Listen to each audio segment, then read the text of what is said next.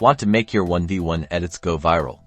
Let's break down how to create that trending style in CapCut, step by step. First, import your raw 1v1 clips into CapCut.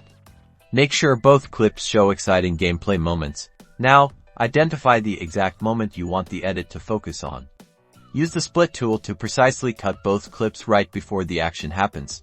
Delete all the unnecessary footage leading up to the split points on both clips, leaving you with just the impactful moments. Now find a part that shows the result of the gameplay between both clips.